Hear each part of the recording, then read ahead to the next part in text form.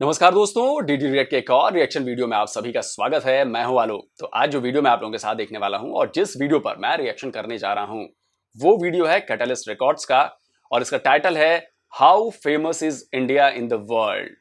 मतलब दुनिया में क्यों फेमस है इंडिया।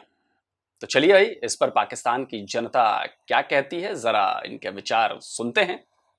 आज का हमारा टॉपिक बहुत इंटरेस्टिंग, बहुत मज़ेदार होने वाला है क्योंकि आज हम बात करने वाले हैं why is India so famous. It is an incomplete question obviously, लेकिन आज हम ये सवाल लोगों से पूछेंगे कि इंडिया हर तरफ इतना क्यों छा रहा है। इसके बारे में लोगों से जानेंगे, उनका ओपिनियन, वो क्या ओपिनियन रखते हैं, किस तरह की राय रखते हैं, सब कुछ जानेंगे आज की हमारी वीडियो में।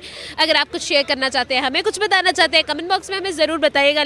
Because they are focusing on their education and their overall economy is very good.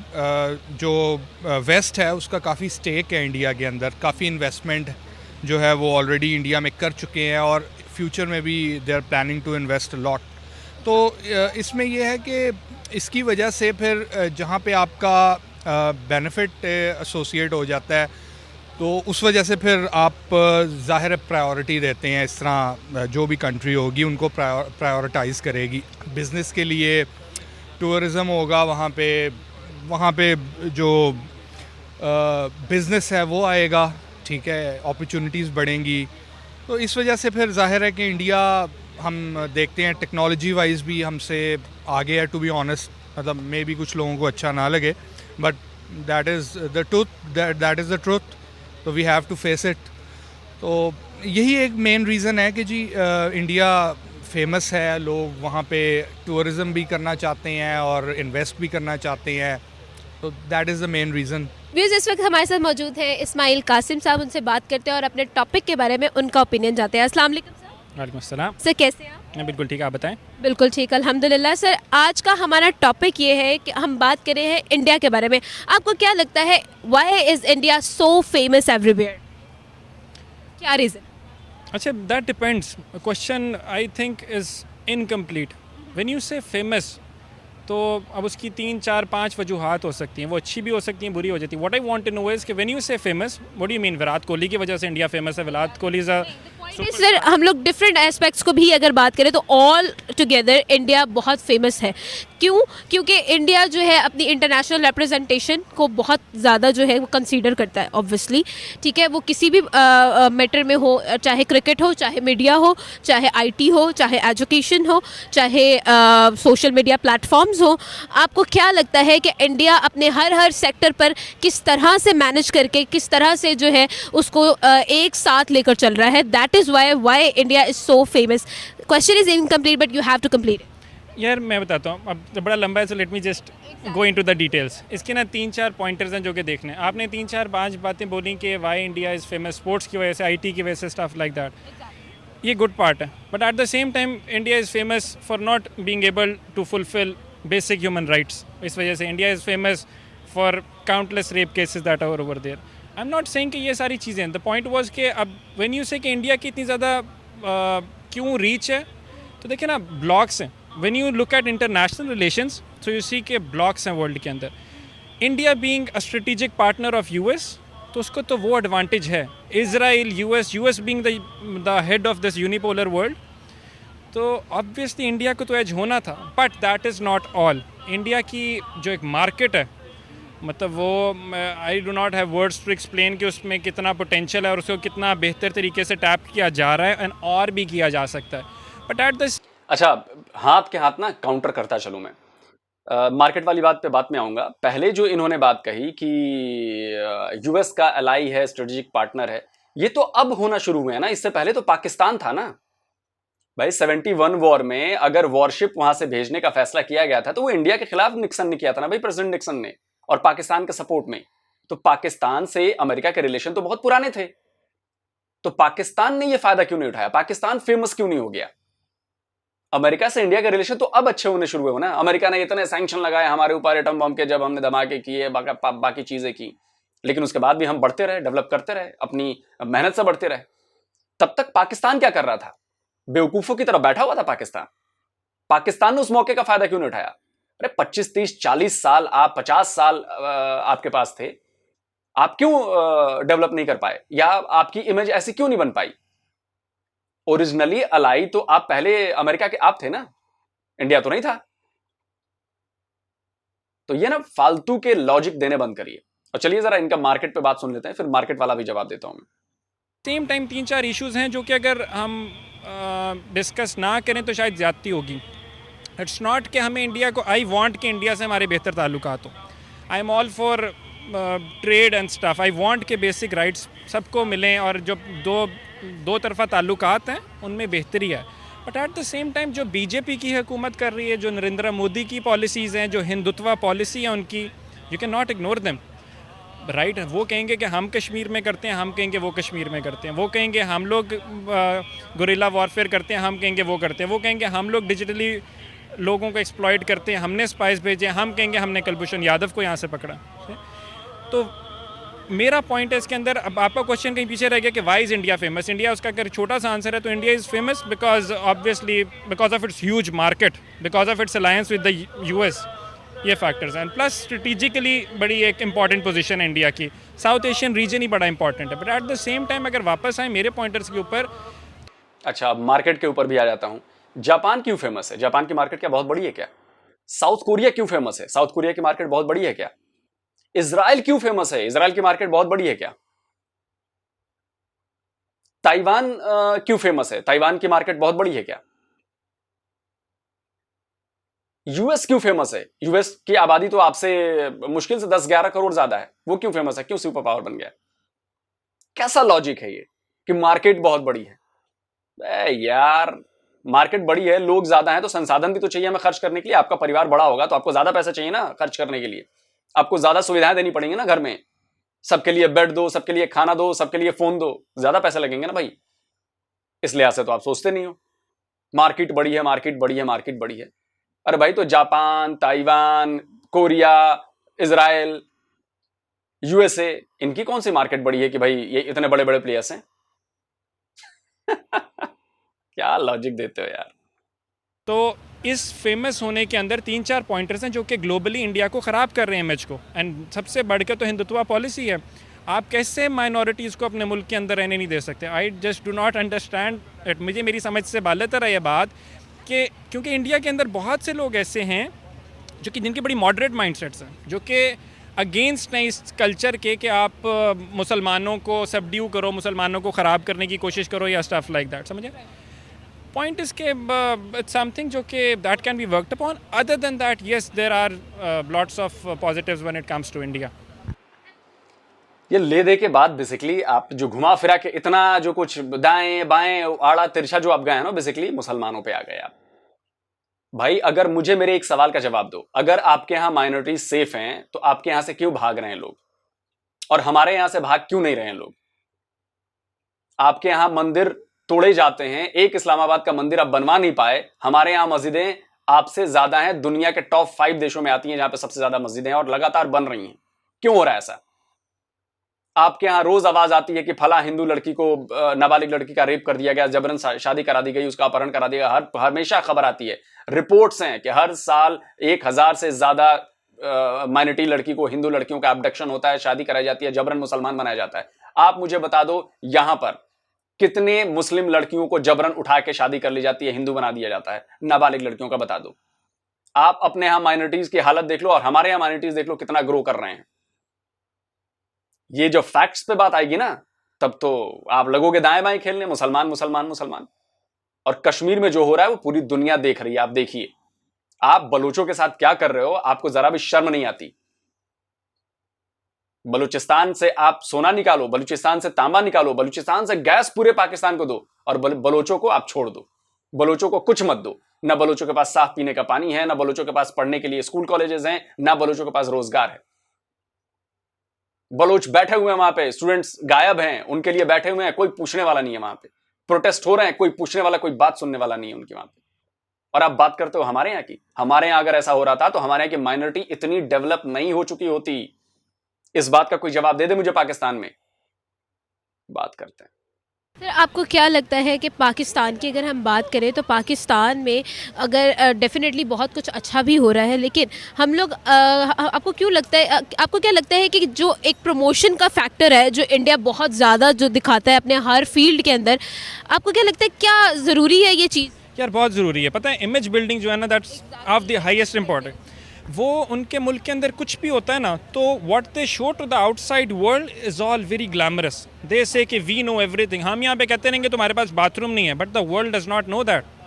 दुनिया उनको और निगाह से देखती है जस्ट बिकॉज बाथरूम नहीं। अबे घोचू, सूट बूट पहन के तू पढ़ा लिखा लग रहा है, बातें भी ऐसी बड़ी बड़ी कर रहा है। तूने अपने ही पीएम की बातें सुनी है वॉशरूम के बारे में, इंडिया और पाकिस्तान को लेकर? हमारे यहां ना 99% लोगों के पास वॉशरूम है, समझे आप? 99% लोगों के पास। आपके पास कितना है जरा आपके पीएम की जबानी में सुनवा देता हूं, सुन लीजिए जरा। और शर्म हो तो अगली बार से ऐसी बात मत बोलिएगा फिर। टॉयलेट्स, बदकिस्मती से हमारे मुल्क में टॉयलेट्स की बड़ी कमी है। पाकिस्तान में जब फिरते हैं तो ये अभी अमीन असलम ने आपके सामने स्टेटिस्टिक्स रखी कि सिर्फ 42% पाकिस्तानियों के पास टॉयलेट फैसिलिटीज़ हैं, और उतने ही पाकिस्तानी हैं जिनके पास सैनिटेशन है। और फिर ये भी दिखाया कि हिंदुस्तान पिछले 4 साल में वो इस चीज़ के ऊपर काबू पा रहा है। हमारे से आगे निकल के हमारे हालात थे उनके भी। सुन लिया? और ज्यादा डिटेल में जानना हो तो डिफेंस डिटेक्टिव मेरा चैनल है, उस पे उसका लिंक मैं नीचे दे दूंगा। बाथरूम पे ना, टॉयलेट पे एक बहुत लंबा चौड़ा विद सबूत, एकदम ऑथेंटिक सबूत, पाकिस्तानियों की जुबानी ही एक वीडियो बनाया हुआ है। और जब से वो वीडियो बनाया ना, तब से मेरे पास हजारों मैसेज ऐसे ही आपके जैसे ना कहते रहते थे कि बाथरूम नहीं है, बाथरूम नहीं है, बाथरूम नहीं है, वॉशरूम नहीं है। उसके बाद से मेरे पास मैसेज आने बंद हो गए। उस वीडियो के बाद से कोई बोलता ही नहीं है। तो आपको शर्म आए तो वो वीडियो एक बार देख लेना, ठीक है? कि उनका जो ब्रांडिंग करते हैं ना अपनी, दैट इज़। हम लोग यहाँ पे क्या करते हैं, हम लोग चलते हैं क्रिटिसिज्म के ऊपर। हम लोगों को नेगेटिव कंटेंट चाहिए। आप यहाँ पे कोई अच्छी बात बोलने की कोशिश करें, आप कोई अच्छा शो करने की, आप नेशनल इंटीग्रेशन पे शो करें, आप इन्वायरमेंट पे शो करें, नहीं शो चलेगा। आप यहाँ पे कोई कंट्रोवर्सी, कोई यहाँ पे मैं आपको यहाँ पे कोई हाथ लगा दूँ, थप्पड़ मार दे कोई शो के अंदर, कुछ हो जाए, आप मुझे कुछ कर दें, वो वायरल हो जाएगा content. Why is that the case? This is the main reason जिसकी वजह से पाकिस्तान मार खा रहा है। हमारी यूथ हमारा सबसे बड़ा सरमाया। मैं I can not stress it enough. मुझे समझ नहीं आती कि लोग इसको अंडरस्टैंड क्यों नहीं कर रहे। People, why are people so ignorant? Unless और until we tap into this energy, हम नहीं कर सकते। हमें इमेज बिल्डिंग अपनी देनी है। हमारे पास ऑथर्स हैं, ऑथर्स के पास स्पोर्ट्समैन। हम जहांगीर खान की बात, यार आप इतना, ही वॉज अ सुपरस्टार जो कि मेरा ख्याल है इस दुनिया में दोबारा कभी नहीं आएगा। दुनिया को नहीं पता। क्यों नहीं पता? क्योंकि हमने बनाया नहीं। हॉकी में हमने राज की है, दुनिया को नहीं पता। क्यों नहीं पता? क्योंकि हमें वो शोज़ नहीं चाहिए, हमें पॉजिटिव चीज़ नहीं चाहिए, क्योंकि वो चलती नहीं है। व्हाट वी वांट इज़ कि कुछ बुरा हो, हम उसको उठाएं, फेंकें और वायरल हो जाएं। शॉर्ट कट्स जो है ना, दे नेवर वर्क। ये जो शॉर्ट सक्सेसेस होते हैं ना, this is a message that I always give to the youth. Short successes के पीछे मत भागें, because they always backfire in the end. आपको क्या लगता है sir, what do you think, why is India so famous everywhere? I think one thing I've encountered while I've lived abroad is that they've got a unity. They help each other. They help each other in the jobs as well as in the businesses as well. Apart from that, their education system is much better than Pakistani education system, where their entrepreneurs excel when they graduate from the universities.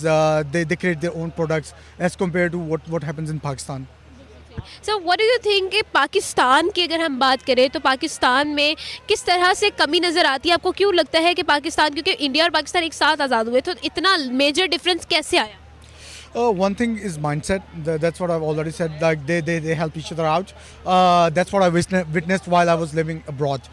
And apart from that, they are pretty good in IT, and the cost of living is and cost of doing business is not as high as it's in Pakistan.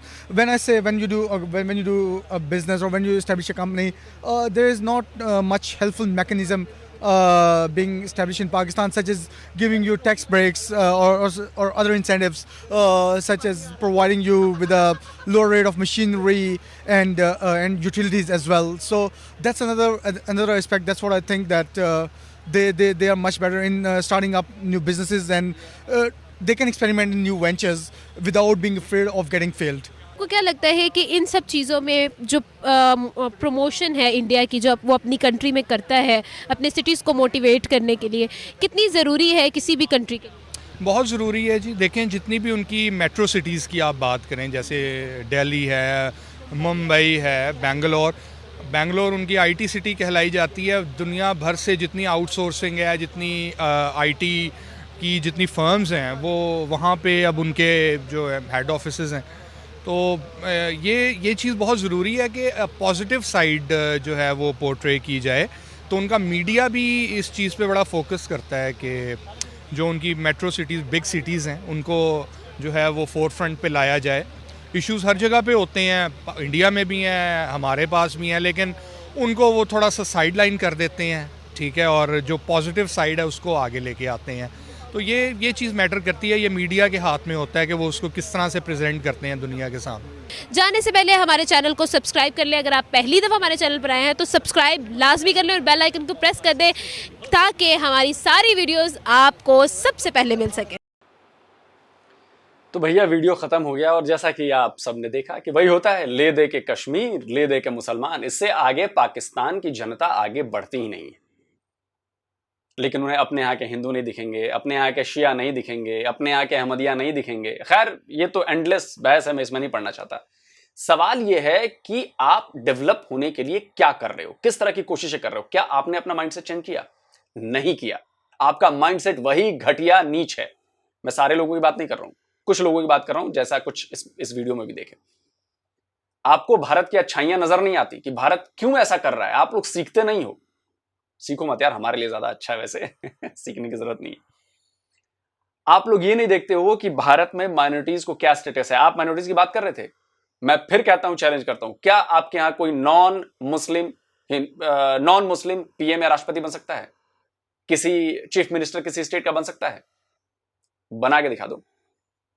नहीं बन सकता। हमारे यहां बन सकते हैं, बने हैं।